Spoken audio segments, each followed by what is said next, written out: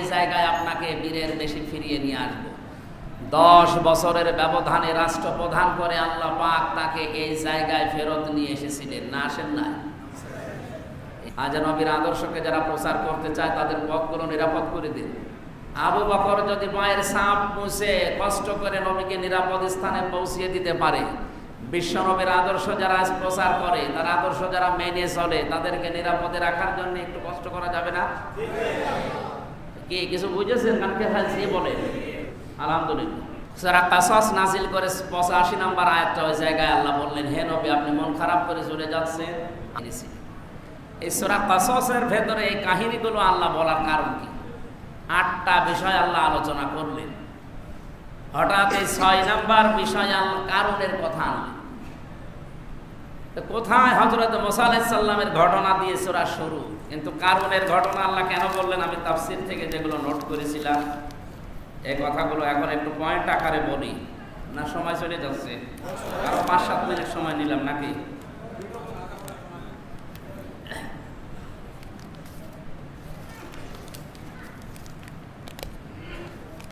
বিশ্বনবী মুহাম্মদুর রাসূলুল্লাহ সাল্লাল্লাহু আলাইহি ওয়াসাল্লাম ঘর থেকে যখন বের হবে, তার জামাই হযরতে আলী তাকে বলেছিলেন তুমি আমার বিছানার উপরে আমার চাদরটা উপরে দিয়ে ঘুমিয়ে থাকো, কিন্তু সামনের দিকে আটকিয়ে রাখবা, 2 হাত দিয়ে সামনের চাদর আটকিয়ে রাখবা আর পেছনে পা দিয়ে ঢেকে রাখবা। ওরা এসে হয়তো চাদর নিয়ে টানাটানি করবে, বাকি আল্লাহ দেখবে। আর 3 দিন পরে তুমি আমার সাথে মদিনায় দেখা করবা। কয়দিন?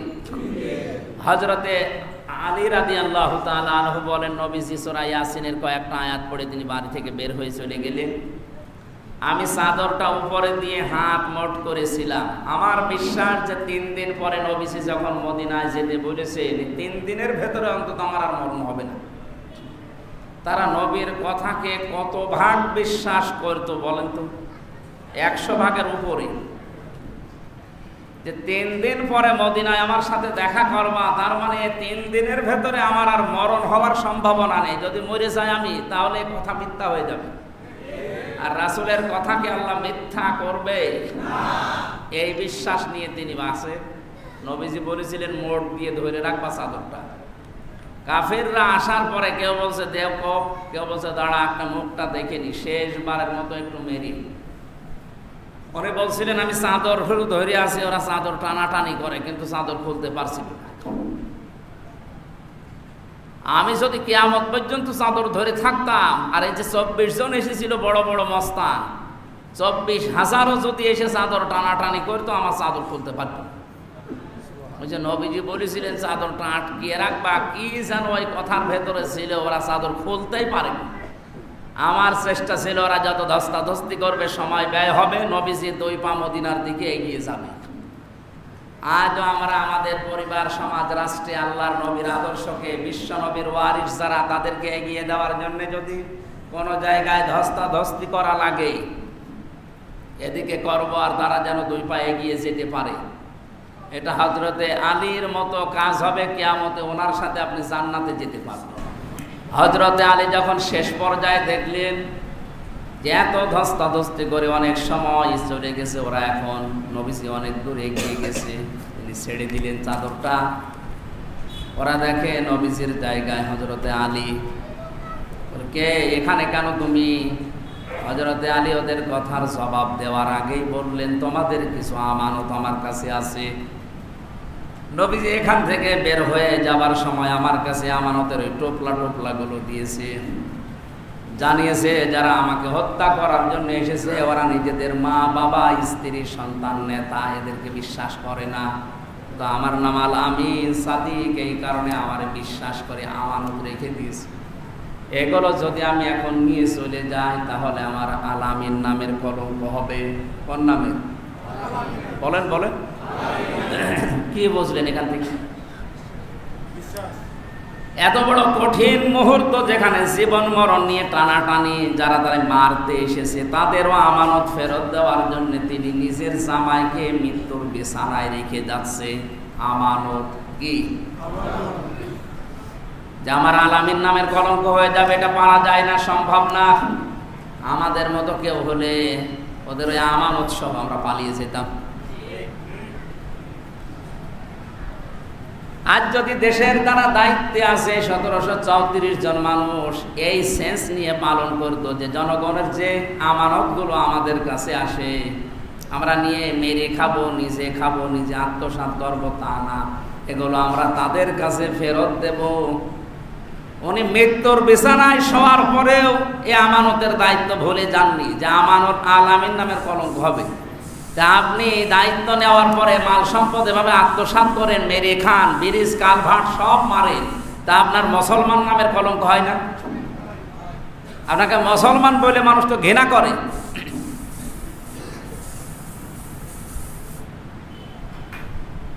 চলে গেলেন ওখান থেকে।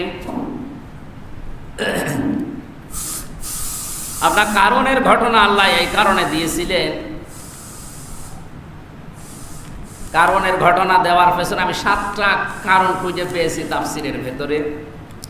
এটা জালালাইন শরীফে আছে। 7টার ভেতরে প্রথম নাম্বার কারণ এই যে ওই জামানায় নবীকে দেশ থেকে বের করে দেওয়ার জন্য যারা গুরুত্বপূর্ণ ভূমিকা পালন করেছিল তারা অধিকাংশ ছিল টাকাওয়ালা, অর্থওয়ালা। টাকা অর্থ সম্পদের মালিক যারা, এই গরমে তারা নিরপরাধ মানুষদের উপরে সারা জীবন পৃথিবীতে অত্যাচার জুলুম করেছে, এখনো করছে, কিয়ামত পর্যন্ত করবে। এজন্য টাকাওয়ালা আর ক্ষমতাওয়ালা এই দুই শ্রেণীর মানুষকে কোরআন জানিয়েছে যে 5টি উপদেশ সব সময় মনে রাখবা। কারণের ঘটনা আল্লাহ এখানে উল্লেখ করে ওর দ্বারা দুনিয়ার মানুষকে আল্লাহ শিক্ষা দিতে চেয়েছেন। কয়টা? এখন যেহেতু নবী নেই, নবীর ওই দায়িত্ব মনে করেন আমির হামজা অ্যাডভার্টাইজ করছে, ওই 5টা কোরআন থেকে আমি তুলে ধরছি। আল্লাহ পাক বলেন যে ক্বালা লাহু কওমুহু লা তাফরাহ ইন্নাল্লাহা লা ইউহিব্বুল ফারিহিন।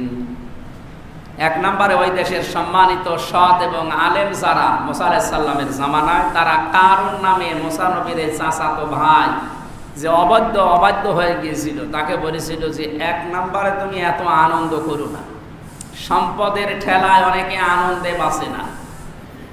আপনারা আনন্দ বেশি হাসি দেখলে আল্লাহর আরশ কাঁদে। কারণ কি? ফালাদাহাকু কলিলা ওয়ালাবকু কাসীরা। আল্লাহর নির্দেশ হচ্ছে বেশি বেশি করে কান্না করবা আর কম কম করে হাসবা।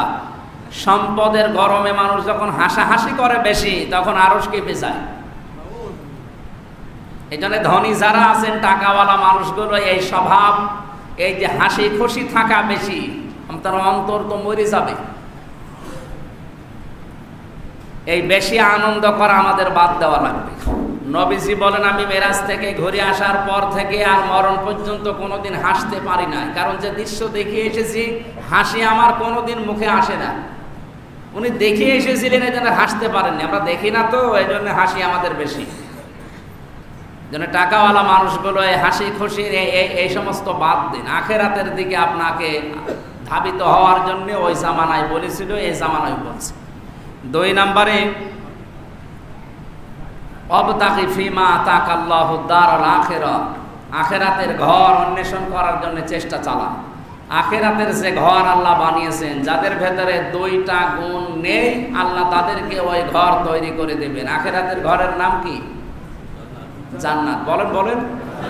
সূরা কাসাসের এই যে 85 নম্বর আয়াতের আগে 83 নম্বর আয়াতে আছে, তিলকা দারুল আখিরাতু নাজআলুহা লিল্লাযিনা লা ইউরিদুনা উলুওয়ান ফিল আরদি ওয়ালা ফাসাদা ওয়াল আকিবাতু লিল মুত্তাকিন। এখানে 2টা গুণ আছে।